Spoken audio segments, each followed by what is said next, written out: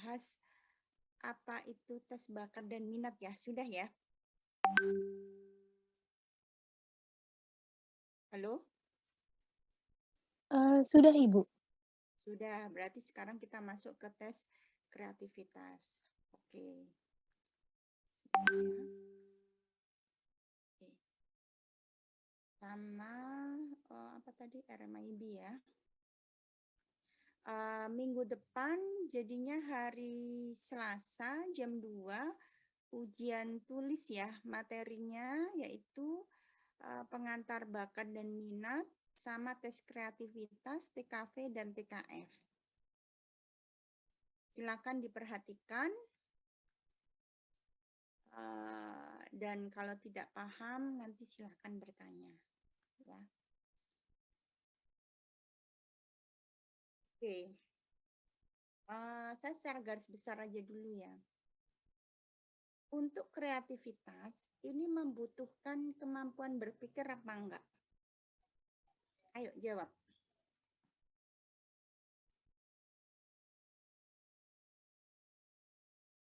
Membutuhkan kemampuan berpikir apa enggak? Ini apa namanya? Ada viral hadir enggak ini?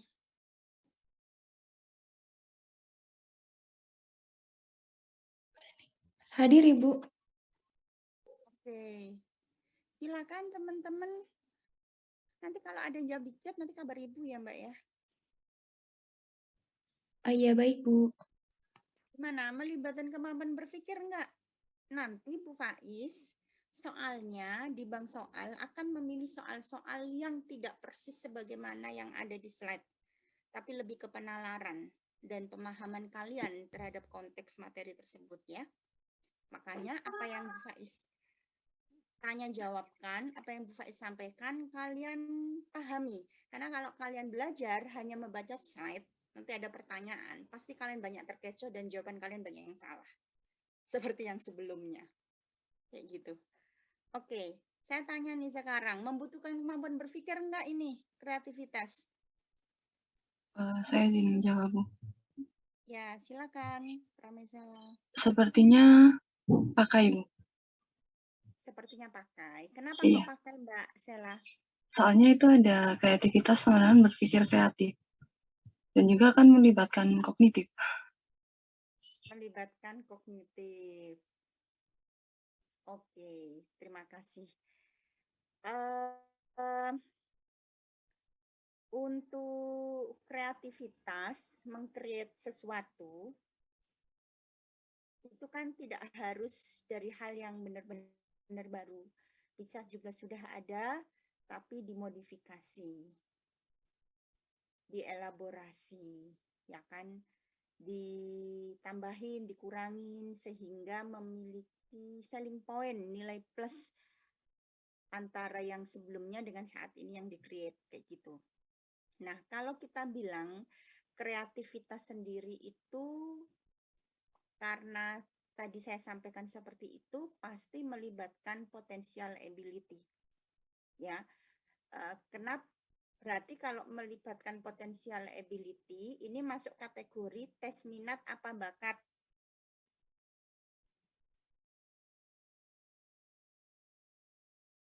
Masuk tes minat Bakat, apa Ibu. bakat? Bakat. Ya, masuk tes bakat. Itu hal-hal sederhana ya yang harus dipahamin ya oleh teman-teman. Dan kalau kita bilang kreativitas berarti seseorang yang bisa mencari bahasa lainnya itu celahnya, mencari kombinasinya, baik itu mencari itu membuat dari hal yang memang belum pernah terpikirkan atau itu sudah ada tapi diolah, dibuat sesuatu yang berbeda, ditambahin detail-detail, atau kreativitas, sehingga output dari kreativitas ini ada pembeda antara yang sebelumnya dengan saat ini yang dibuat oleh orang tersebut. Itu pembedanya itu apakah murni original atau tidak, itu tidak ada masalah. Yang jelas di situ sudah ada usaha untuk mengkombinasikan, melihat, menganalisis mana yang perlu dimodifikasi, mana yang tidak, gitu ya. Ya pasti melibatkan berpikir. Nah sekarang kreativitas itu melibatkan 4 aspek. Aspek yang pertama itu adalah fluency atau kelancaran. Aspek yang kedua itu adalah flexibility, keluasan berpikir, keluasan luwes dalam berpikir,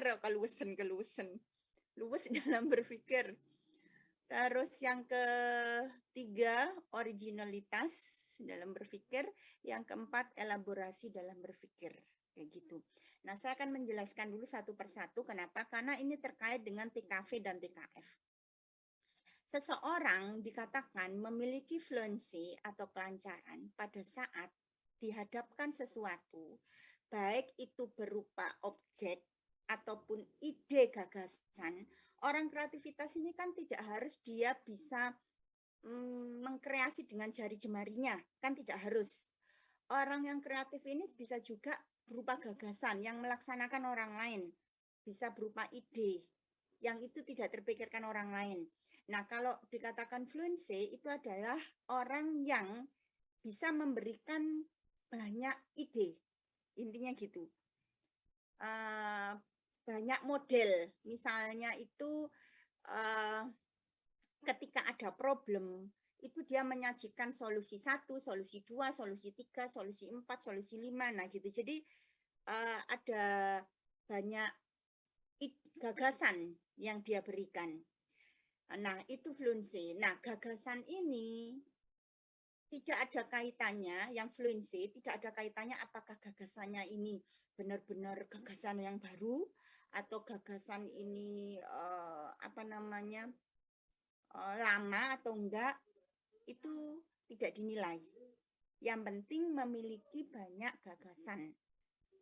Kalau diwujudkan dalam bentuk misalnya barang, dia itu ada banyak ide model barang A, barang B, barang C, barang E, entah barangnya ABC itu sudah dibuat orang sebelumnya, apakah itu nanti ada detail-detail yang spesifik atau enggak, itu urusan nanti. Yang penting idenya itu banyak. Itu orang yang memiliki fluensinya oke secara kreativitas. Minimal kalian itu berada di fluensi, ya, minimal. Gitu. Dengan cara apa, Bu? Dengan cara kalian melatih kemampuan berpikir kalian pada saat dihadapkan problem, sumbangkan ide kalian. Kalau terbiasa menyumbangkan ide gagasan, baik itu tertulis ataupun lisan disampaikan, maka kalian akan mengasah kreativitas kalian di bagian kelancaran. Itu sangat penting buat kalian dalam menjalani hidup. Baik itu kalian sebagai mahasiswa, kalian nanti itu sebagai pekerja, sebagai ibu rumah tangga, bapak rumah tangga, sebagai bapak RT, dan lain sebagainya. Kita sebagai warga atau seseorang yang berinteraksi dengan orang yang memiliki fluensi, itu sangat menyenangkan. Sehingga nanti, oh ya, coba yang ini, dan oh ya itu idenya gini, ide ini, ide ini. Nah, itu enak daripada cuma satu, ternyata nggak jadi, selesai, ya bubar deh, nggak tahu apa yang harus dilakukan. Nah, gitu. Jadi orang yang bisa memberikan banyak alternatif. Minimal kalian itu melatih di bagian ini. Itu pesan saya sebagai orang awam pada umumnya. Minimal ya. Kalian akan nyaman dalam hidup kalau memiliki fluensi. Enak, nggak kehilangan ide. Maksudnya itu meminimalisir tingkat stres kalian kalau kalian mengasah kelancaran. Gitu. Kenapa? Karena kan kalau ada problem, oh ya kalau ini gagal kan masih ada yang lain. Kalau ini masih ada yang ini. Kalau bakso habis masih ada soto. Nah kayak gitu kan ya. Nah itu orang yang fluensi. Jadi saya harapkan kalian seperti itu. Ngerti ya? Nanti kalau mau tanya silakan tanya. Yang kedua, kelenturan fleksibilitas. kelenturan itu bukan berarti badannya lentur gitu ya. Tapi kalau kita bilang kelenturan itu adalah orang yang gagasannya itu nggak monoton.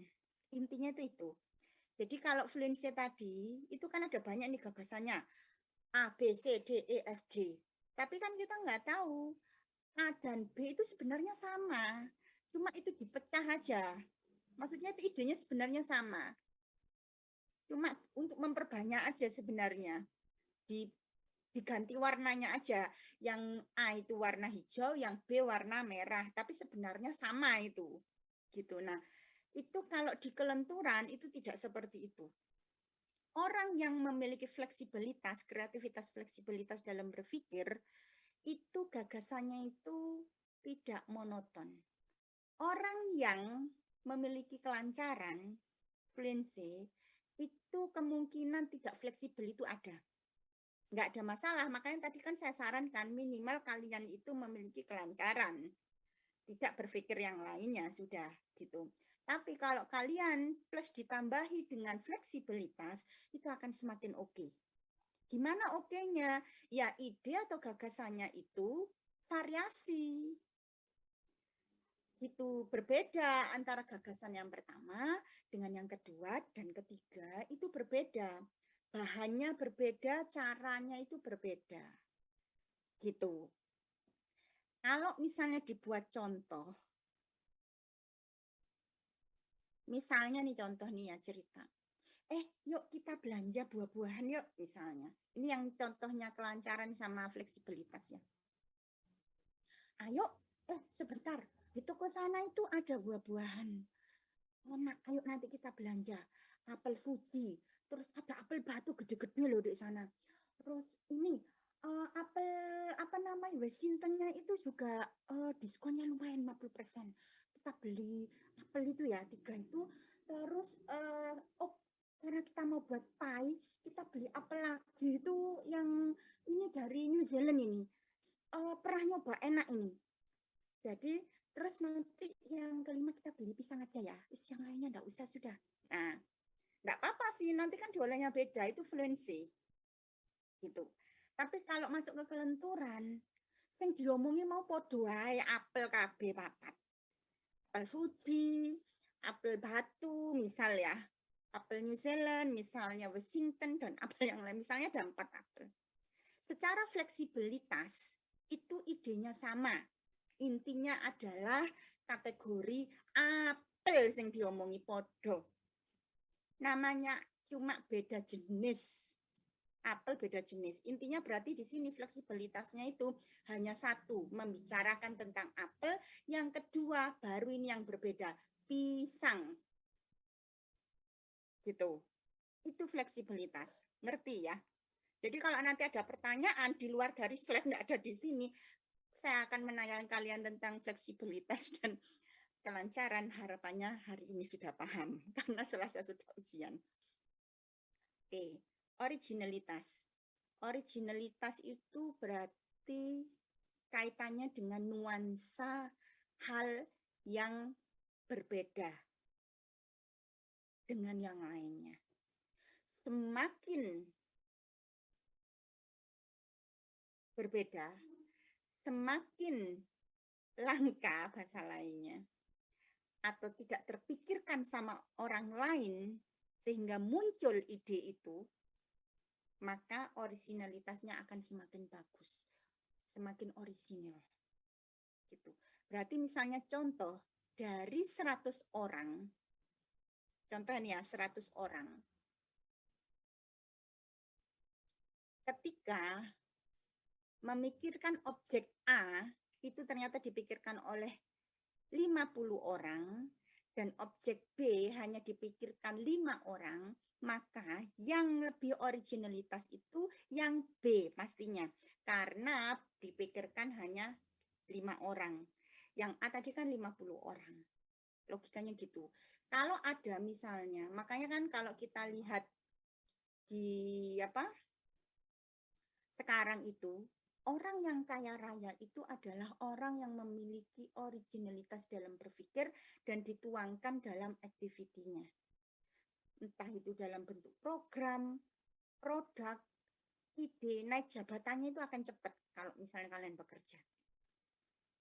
Atau kalau kalian misalnya berada di perusahaan yang menuntut kreativitas dan ide kalian di sini ternyata tidak terpikirkan oleh perusahaan saingan yang lain dan ini memiliki nilai jual, gitu, menjadi brand yang itu ternyata pelopor apalagi, maka secara otomatis hal ini kalau belum dipikirkan orang lain maka bisa dipatenkan. Kalau dipatenkan, berarti orang lain tidak boleh ada yang sama persis seperti ide originalitas yang kalian buat. Orang lain bisanya itu memodifikasi, gitu. Tidak bisa mengklaim. Nah, itu yang rata-rata orang-orang yang sukses dengan cepat. Nah, semakin banyak orang yang memikirkan gagasan itu, keluar dari pikirannya, idenya, maka semakin tidak orisinal. Semakin sedikit orang yang memikirkan itu atau bahkan tidak terpikirkan, maka itu orisinal, apalagi atau yang dikatakan pelopor, gitu ya. Nah, kalau orang-orang Jepang itu dulu berangkatnya, penduduknya itu diarahkan memiliki kreativitas yang tinggi. Mereka kenapa lebih mudah bangkit? Karena di kreativitasnya, fleksibilitas khususnya di elaborasi orang Jepang itu banyak bermain di elaborasi. Gitu. Sehingga produk-produknya itu atau idenya itu diterima di pasaran dan bisa membedakan dengan yang lainnya, walaupun itu sebenarnya sudah ada, gitu. Nah, ini termasuk saat ini itu Cina.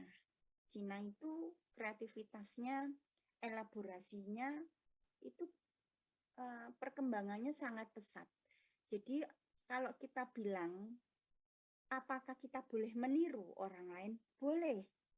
Yang paling penting setelah ditiru, itu dielaborasi, dikembangkan, dirinci, ditambahin, diperkaya, dikasih detail-detail, ya, sehingga menunjukkan perbedaan dari yang sebelumnya. Ada sisi plusnya, yang itu ketika misalnya contoh dijual, itu layak, gitu. Atau di Cina itu kan terkenal barangnya itu murah-murah. Itu juga bagian dari elaborasi. Dia memang menyasar pangsa pasar negara-negara berkembang atau ke bawah, juga ada yang menengah ke atas sudah dipetakan. Kayak gitu. Barangnya terlihat bagus, indah, walaupun bahannya itu zong. Tapi kan orang tidak melihat itu. Pokoknya itu kan orang bisa mengakses. Misalnya ke negara-negara berkembang atau miskin, bisa memakai itu, terlihat seperti aslinya, gitu, dan sehingga disukai oleh pangsa pasar. Kayak gitu ya, barang KW misalnya. KW kayak gitu ya. Kalau KW itu persis sama. Cuma dia elaborasinya itu bukan di barangnya, tapi ke ide pemasarannya. Bukan di barangnya. Mungkin barangnya dibuat bentuknya persis seperti yang asli. Bahannya yang beda. Nah, itu juga bagian dari elaborasi yang di bagian ide pemasarannya, bukan barangnya, kayak gitu. Kalau barangnya yang itu berbeda, itu harus ada yang membedakan detail-detailnya, gitu. Jadi itu elaborasi. Jadi elaborasi itu belum tentu dimiliki oleh semua orang, termasuk originalitas, apalagi kalau nggak dilatih. Makanya dalam kehidupan sehari-hari, kalian terbiasa latihlah ini 4 komponen ini. Ya minimal bergerak di bidang kelancaran tadi sama kelenturan berpikir tadi ya. 2 tadi itu kalau kalian sebagai mahasiswa atau dalam menjalani hidup itu enak. Dapat 2 tadi. Jadi kita itu dalam menjalani hidup itu tidak monoton. Dalam menjalani hidup itu kita ada variasinya, ada warnanya. Minimal kalian sampai di fleksibilitas. ini bisa diterapkan dalam kehidupan sehari-hari. Gitu, dalam mengelola apapun. Hal-hal kecil, hal besar, apa semuanya. Kalau kalian terbiasa dalam daily activity kalian, maka secara otomatis nanti akan tercermin dalam aktivitas kalian yang lebih besar di pekerjaan ataupun di saat ini sebagai mahasiswa. Gitu. Jadi kalau misalnya contoh nih bimbingan ke dosen, biasanya kan diarahkan. Oh ini nanti pakai A, B, C, D, F, G mas, misalnya. Mbak, misalnya kayak gitu. Kalian ikuti prosedurnya. Nah, namun di situ dalam proses pemenuhan poin A, itu kalian harus elaborasi itu agak berat ya kalau nggak terbiasa. Minimal kalian itu flexibility-nya itu ada keragaman di situ. Misalnya referensi, tidak hanya melihat dari referensi 1, 2 aja. Ya harus beragam lah. Sehingga dalam membuat justifikasi di poin A, misalnya kalau sama dosen biasanya kan tugas ya, atau magang, atau skripsi nanti, itu kaya. Wawasannya itu kaya. Kalau kalian fleksibilitasnya dilatih, itu orang itu lebih enak ngobrol sama kalian. Terlihat kalian itu memiliki wawasan yang luas karena beragam variatif. Tapi kalau originalitas, kalau tidak mampu ya udah nggak apa-apa. Karena ini butuh analisis lebih mendalam lagi. Harus banyak studi-studi kalau originalitas ini. Studi A, studi B, C, D, E, nanti melihat dan nanti dielaborasi menjadi sesuatu yang benar-benar baru, pelopor. Nah ini butuh waktu dan pikiran yang cukup mendalam. Ada yang mau ditanyakan tentang konsep kreativitas? Silakan. Kalau nggak ada saya anggap mengerti ya. Jadi nanti di soal-soal kalau ada contoh-contoh atau apa di luar dari yang saya sampaikan, tapi konteksnya itu serupa, ya tolong dipahami ya. Oke, selanjutnya kita masuk ke tesnya. Nah, untuk kita sebagai ahli psikologi, melihat kecenderungannya itu bagaimana sih seseorang tersebut. Nah, ini disediakan alat tesnya untuk membantu melihat kecenderungan tersebut gitu ya. Tapi kecenderungan ini bukan menjadi sesuatu hal yang sifatnya hasil akhir, tapi hanya sebagai pedoman mengawali bagaimana individu tersebut memanfaatkan atau mengoptimalkan 4 potensi tersebut di dalam kreativitas gitu ya. Nah, ini sih memang kalian baca aja kalau sejarah biasanya sejarah itu dibaca poinnya itu dibaca aja nggak ada masalah. Tapi yang jelas karena ini tes kreativitas ini kenapa sih Bu Munandar ini tesnya itu normanya hanya di usia 10 sampai 18 tahun. Yang dia jadikan bahan untuk uji coba atau menjadi acuan awalnya. Kenapa?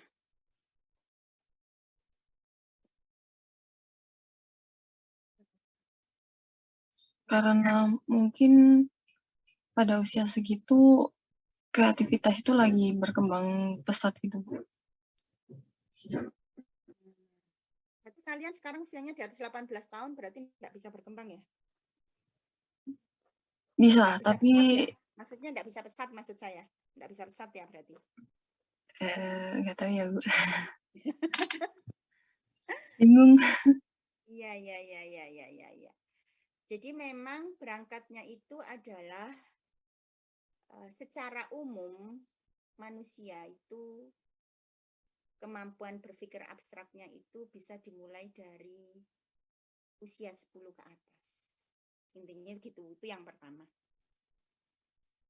Secara umum, tapi tidak berlaku untuk semua manusia, gitu kan ya. Ada juga yang manusia-manusia lainnya yang memang masih belum ke tataran di sana.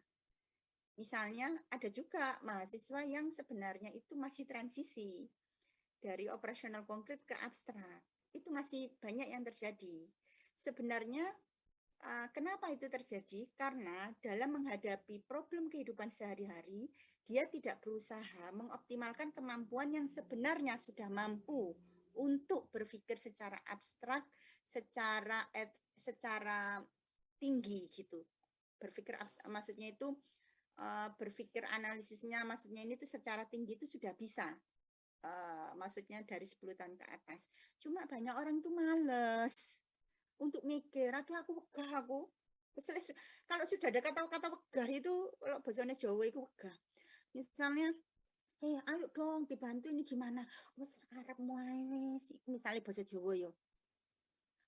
Sudah aku idem aja. Nah, ini orang-orang sebenarnya malas untuk menggunakan kemampuan berpikirnya. Nah, itu jangan seperti itu.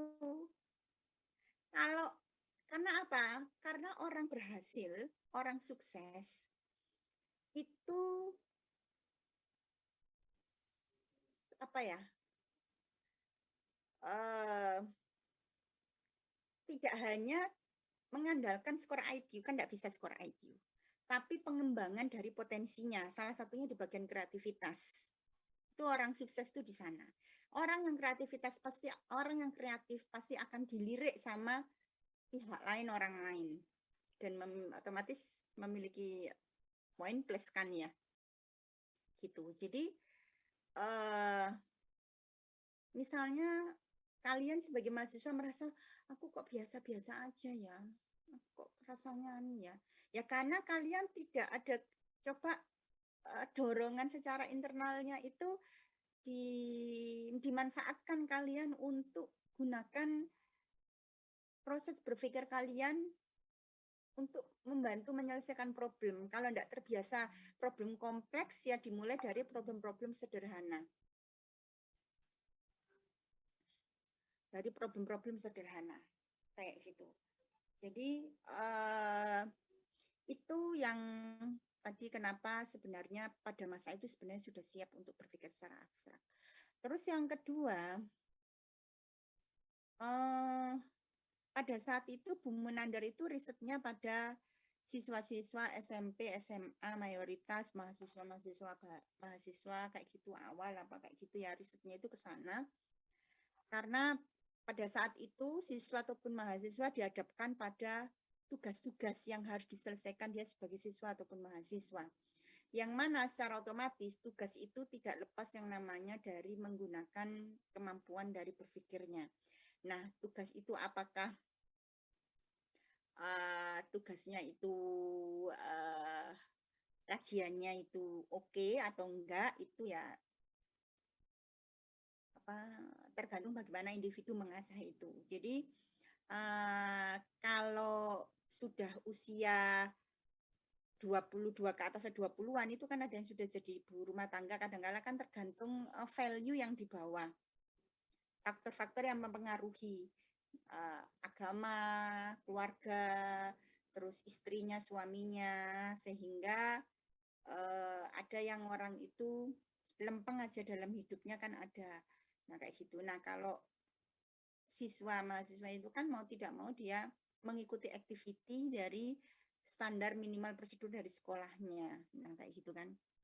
Sehingga kenapa riset itu dilakukan pada siswa-siswa itu. Gitu.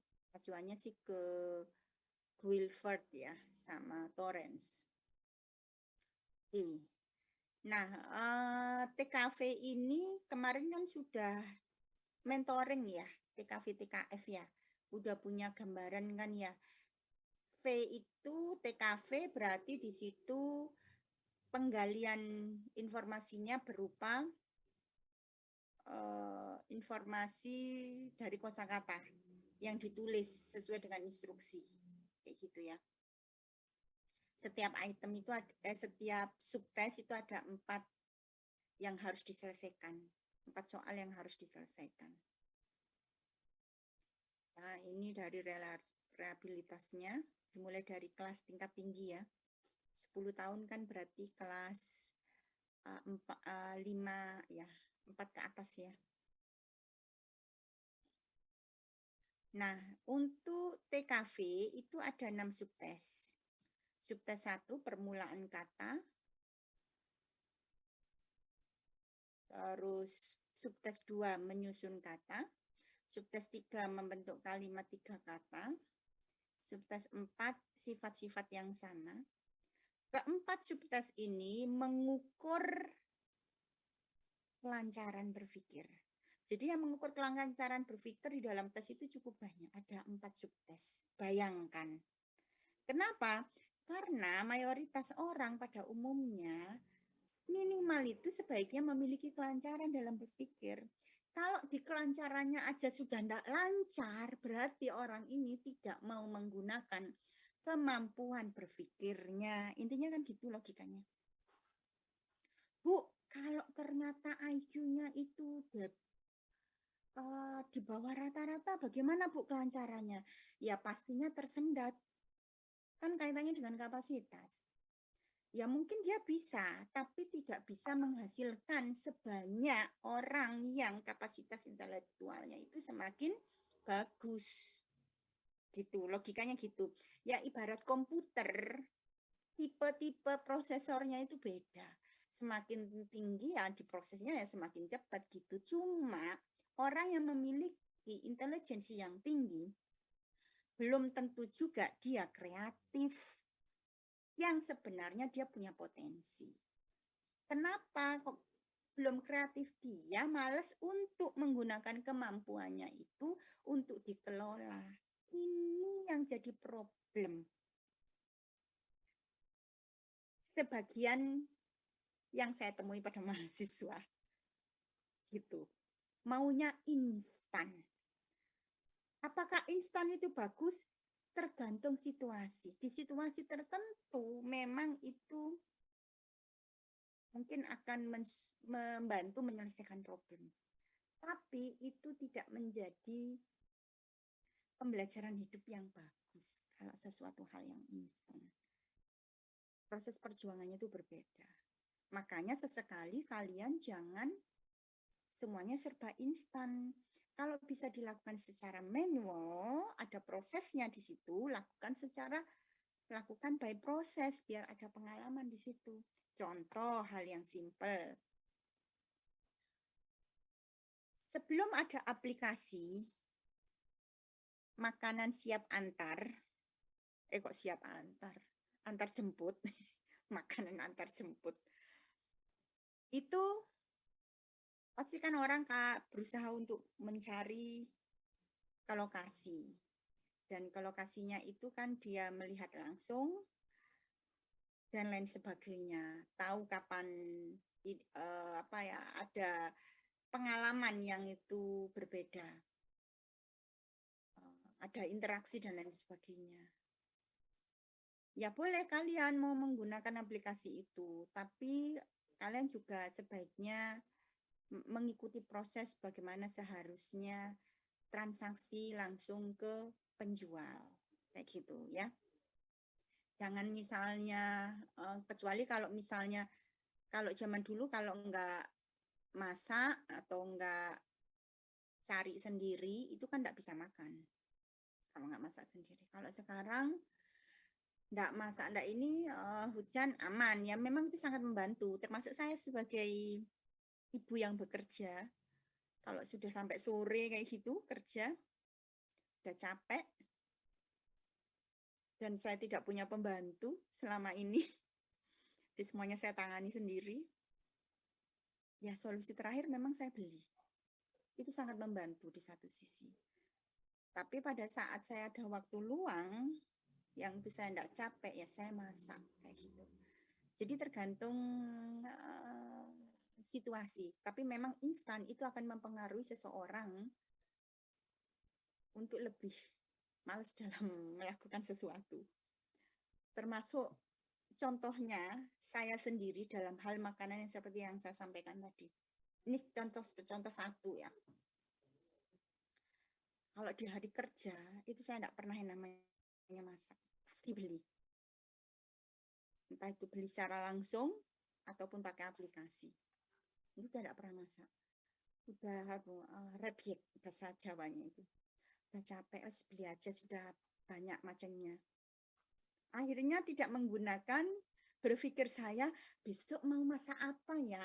Biasanya kan gitu. Oh mau masak lodeh beli bahan ini. Enggak, tinggal lihat aja cari. Oh ke warung sana adanya apa ya, ada lodeh. Kan udah siap nih tinggal saji. Di satu sisi itu kayak gitu. Apa ya, ada proses-proses yang hilang. Namun kita harus bisa menyesuaikan gitu. Makanya di subtes ini 4 subtes itu murni mengukur kelancaran fluensi. Sedangkan subtes yang kelima, macam-macam penggunaan, itu mengukur yang berbeda sama apa akibatnya. Yaitu dielaborasi sama originalitas dan fleksibilitas. Itu ada di sini. Di nomor 5 dan 6. Nanti kita lihat. Ini waktu pengerjaannya ya. Jadi setiap subtes itu ada 4 soal. 4 soal itu setiap subtes dikerjakan misalnya subtes 1-2 menit dan seterusnya. Jadi total subtes 1 sampai 6 itu pengerjaannya ini. Jadi sebentar. Kenapa waktunya sangat sebentar? Karena memang diminta karena potensial ability diminta mengerahkan segala kemampuannya untuk berpikir sesuai dengan instruksi. Gitu. Nah, ini ya. Jadi yang elaborasi itu ada di yang ke-6 subtesnya. Kalau yang subtes yang kelima itu melihat fleksibilitas sama originalitas. Macam-macam penggunaan. Misalnya contoh, koran penggunanya untuk apa?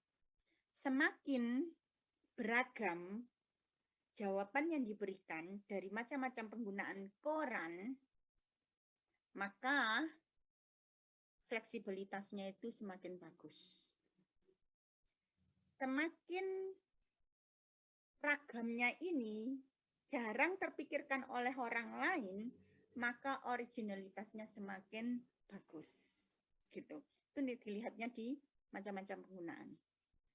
Kalau yang subtes yang ke-6, apa akibatnya? Ini kan lebih ke membayangkan. Jika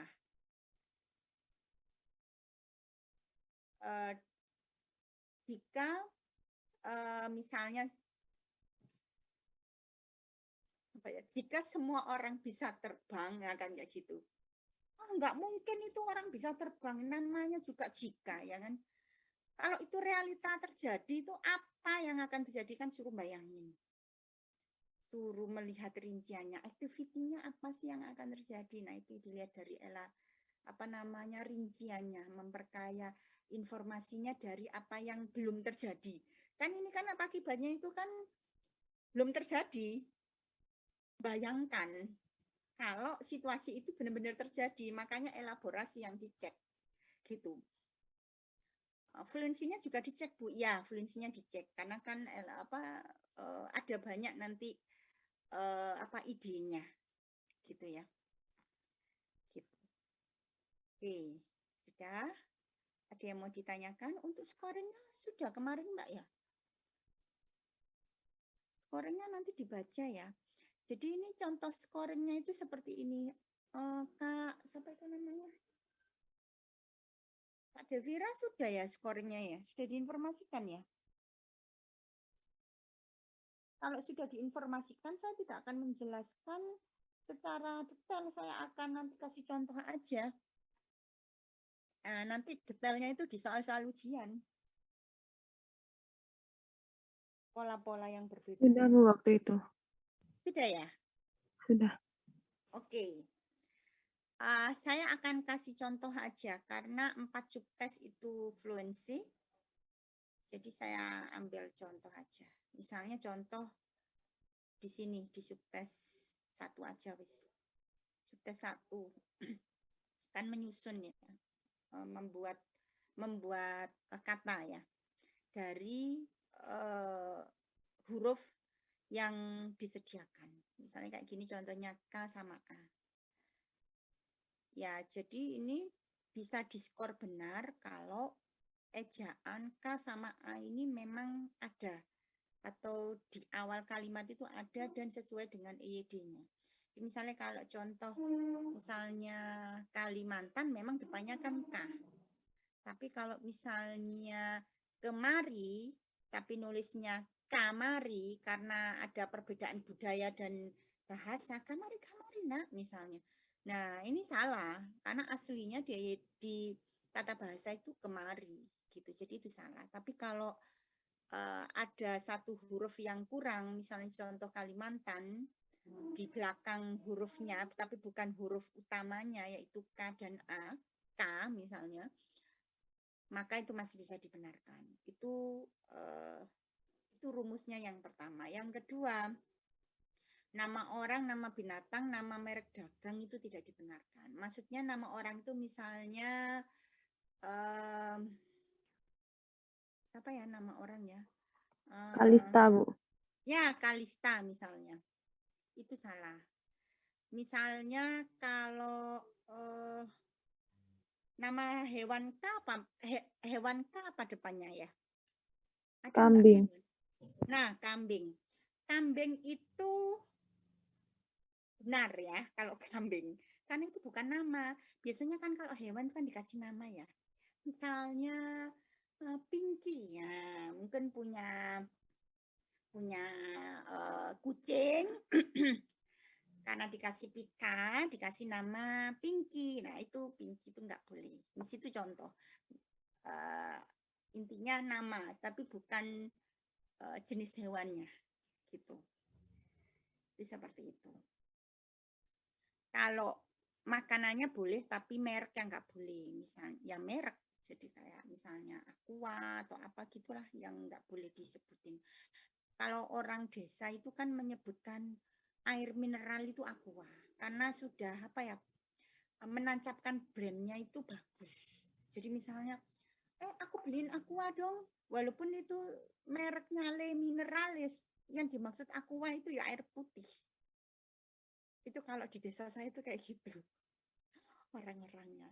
Ya harap maklum, memang di tempat saya itu mayoritas pendidikannya itu SD. Jadi memang ya bisa dipahami maksudnya. Misalnya, Bu beli Aqua, nggak ada habis. Ya dikasih aja merek lain mau. Yang dimaksud itu adalah air mineral. Jadi maksudnya itu kayak gitu.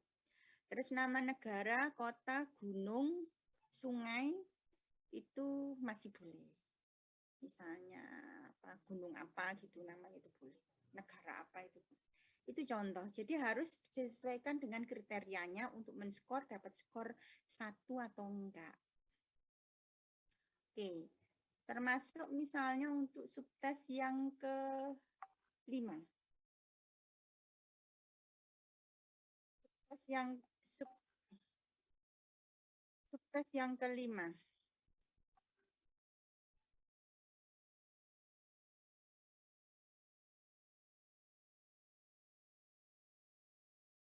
Subtes yang ke-5 itu kan tentang tadi originalitas sama fleksibilitas. Apa tadi? Macam-macam penggunaan. Jadi kalau penggunaannya itu lazim digunakan orang pada umumnya, ya nggak dapat skor. Misalnya koran, penggunaannya untuk apa? Dibaca, atau bahan bacaan, atau informasi, itu nggak dapat skor. Ya memang koran untuk itu.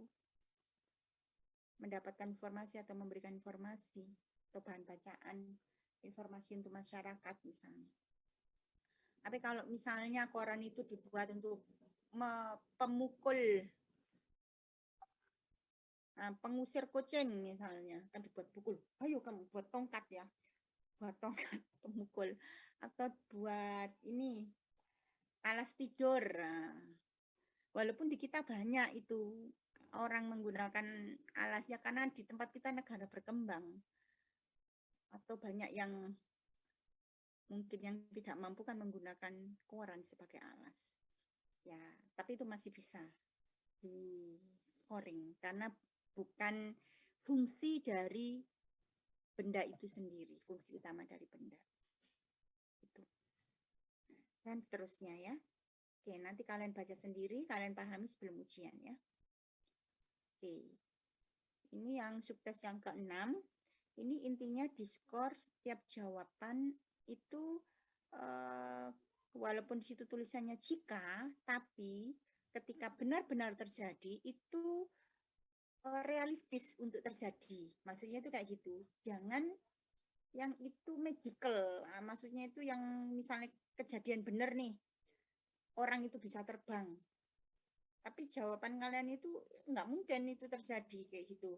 Misalnya bisa langsung ke langit 7, nggak mungkin manusia bisa ke langit 7 walaupun benar-benar manusia bisa terbang di bumi. Ya kenapa? Karena kan ada gravitasi, ada apa di anu kan nggak mungkin. Jadi jawaban itu salah walaupun itu ada ragamnya. Karena apa? Walaupun bisa terbang nggak mungkin bisa ke langit 7 gitu ya. Berkelana di galaksi di luar jangkauan manusia kayak gitu itu nggak mungkin. Misalnya jawabnya kayak gitu, itu salah gitu. Jadi jawaban yang itu sekiranya mungkin pada saat itu terjadi. Setiap jawaban itu diskor, ya dapat skor 1 gitu. Asalkan, tapi kalau serupa ya walaupun itu nomor 1, nomor 2, nomor 3, misalnya nomor 1 dan 2 itu sama, ya nggak bisa. Contohnya misalnya ini, di sini kan dapat mengetahui pikiran-pikiran jahat ya. Kalau misalnya di situ ada jawaban yang lain itu dapat mengetahui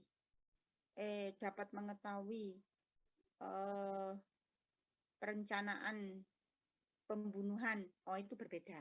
Perencanaan pembunuhan. Pikiran jahat ini kan masih umum. Tapi kalau maksudnya itu pikiran-pikiran kotor, misalnya jawabnya kayak gitu. Pikiran-pikiran pencuri misalnya kayak gitu. Itu kan serupa ya kaitannya dengan orang-orang jahat itu berpikir tentang apa yang mau dilakukan. Tapi kalau jawabannya itu langsung ke aksinya atau yang berbeda tadi misalnya, nah itu baru dapat skor. Oke, itu. Nah, untuk scoringnya kalian sudah mengikuti prosesnya ini, sudah benar. Jadi harus semua itu di total menjadi raw score. Raw score itu nanti dikonsultasikan ke tabel standar score nanti dicek tabel dicekingnya, creativity-nya, baru nanti bisa diketahui berapa sih intelijensi kreativitasnya. Kayak gitu. Berdasar ketentuan. Jadi yang tengah ini skor mentahnya, yang di samping-samping ini SS itu skor normalnya. Nanti ketahuan CQ-nya, baru nanti ada penggolongannya, masuk apa, superior kah, rata-rata, di bawah rata-rata, atau yang seperti apa kreativitasnya nanti dilihat. Nah, selanjutnya adalah tes kreativitas figural. Kalau figural itu intinya sama 4 komponen tadi, kelancaran, fleksibilitas, elaborasi, dan originalitas. Yang membedakan TKF ini medianya berupa stimulasi gambar lingkaran. Kenapa stimulasi gambar lingkaran kok bukan kotak, kok bukan segitiga? Dikarenakan lingkaran itu lebih fleksibel dan lebih adaptif daripada bentuk yang lainnya. Gitu. Untuk seseorang itu melancarkan idenya dalam membuat gambar. Itu makanya menggunakan circle thinking, circle test. Oke, nah tes ini itu lebih familiar, maksudnya itu lebih mudah. Karena apa? Karena menggambar daripada yang verbal tadi. Misalnya orang yang sulit untuk menulis atau orang yang ini, gunakan aja TKF yang figural untuk memudahkan. Konsepnya sama dari Torrance ya, karena kreativitas itu Torrance. Dan ini sifatnya nonverbal. Nah, untuk instruksinya di setiap subtes kan ada. Nah, sekarang kita waktunya itu 10 menit. Maksudnya waktu itu batasan yang diberikan ya. Nah, untuk gambarnya mau yang seperti apa? Kenapa diberikan kebebasan? Karena seharusnya kan potential ability itu ada batasnya, yaitu batasnya di waktu.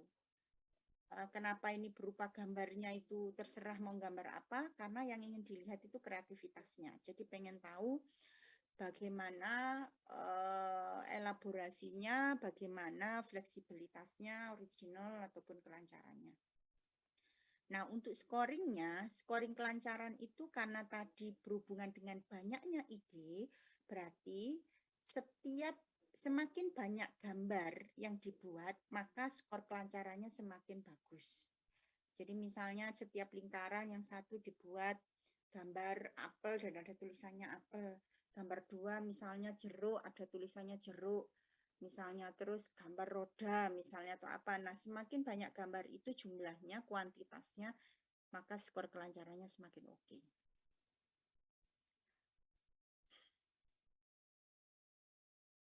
Nah, selanjutnya skor fleksibilitasnya. Fleksibilitas itu kan berhubungan dengan banyaknya ragam. Kalau banyaknya ragam atau variasinya yang digambar, maka gambar itu berarti dapat skor jika memang berbeda. Contoh misalnya di situ gambar tadi ada apel, tulisannya apel, apelnya utuh, ada daunnya, terus di tempat yang lain ada apel, tapi di situ ada uletnya, terus ada kerowaknya karena habis digigit, kayak gitu. Misalnya, maka sebenarnya kan sama-sama apel, cuma ada elaborasinya aja. Maka di fleksibilitas ini dihitungnya 1, tidak bisa 2. Karena masuk ke kategori yang sama. Karena intinya di sini kan harus beragam. Gitu. Jadi kalau contohnya di sini ada gambar buah apel, buah duku, buah jeruk, piring, panci. Nah, ini buah-buahan ini masuk skornya 1, ini lebih luas lagi. Piring panci ini alat rumah tangga, berarti skornya 1, berarti cuma punya 2 skor. Padahal kalau di kelancaran ini skornya ada, karena ini berbeda semua ya, ada 1, 2, 3, 4, 5, ada 5 kalau di kelancaran gitu. Tapi kalau misalnya di sini nulisnya buah apel, gambarnya apel tadi, terus di sini juga ada buah apel digigit misalnya, maka buah apel aja sama buah apel digigit itu ya kategori yang sama, buah-buahan. Mau apapun kayak gitu ya, hitungannya ya 1. Gitu. Jadi dikategorikan. Nah, kalau originalitas yang saya katakan tadi, semakin gambar itu banyak digambar oleh orang lain, maka skor originalitasnya itu semakin kecil. Jadi misalnya skornya 1. Dan skor originalitasnya itu semakin tinggi kalau dari gambar yang dibuat itu tidak banyak digambar oleh orang lain. Itu skornya 3. Jadi khusus untuk originalitas itu skornya dari 0 sampai dengan 3. Kalau yang lainnya itu 0 dan 1. Gitu.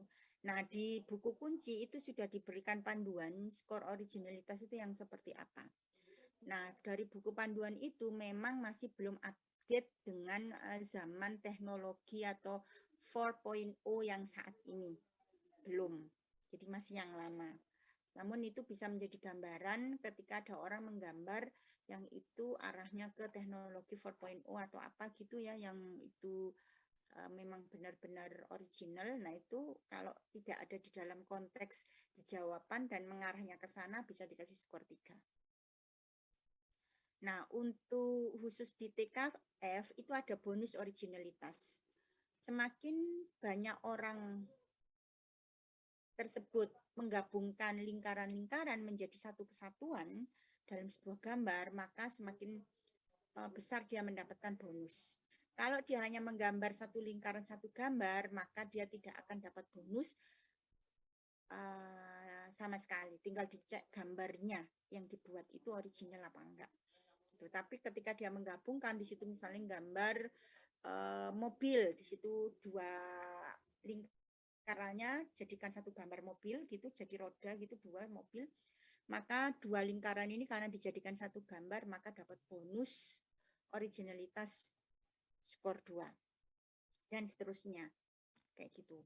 Kalau satu lembar itu digunakan semua Misalnya dia mau membuat situasi, misalnya tahun baru di Indonesia. Nah, itu lingkar-lingkarannya itu dibuat tiang, terus ada apa namanya benda-benda atau apa, intinya buat situasi, semuanya digunakan. Nah, itu berarti dapat skor yang lebih tinggi. Maksimalnya itu 25. Nah, elaborasi itu skornya setiap detail yang ada di gambar, maka dapat skor 1. Contoh misalnya tadi buah apel. Kalau misalnya apelnya itu biasa, ya enggak ada skor elaborasinya, tapi kalau apelnya itu nanti lobang terus keluar kepalanya ulet kayak gitu, maka ulet itu dapat skor 1. Terus di situ juga ada kerowaknya seperti kayak digigit gitu ya, digigit hewan atau apa kayak gitu, maka gigitan di buah itu dapat skor lagi, berarti 2 skor di gambar itu.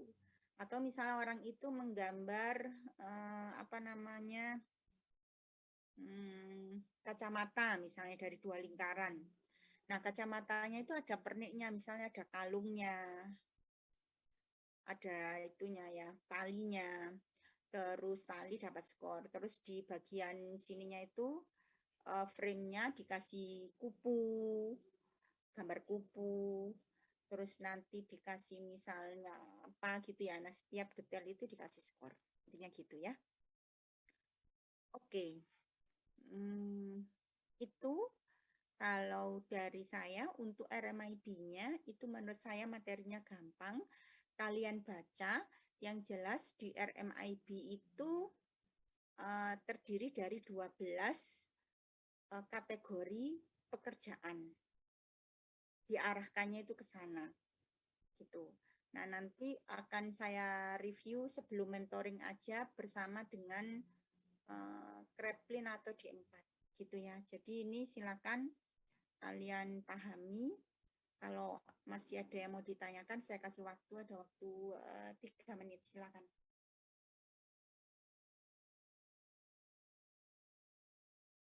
Silakan kalau mau ditanyakan.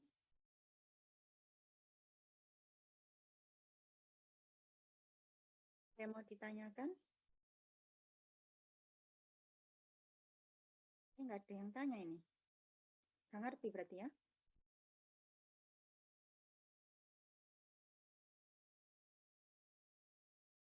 Udah absen apa belum nih?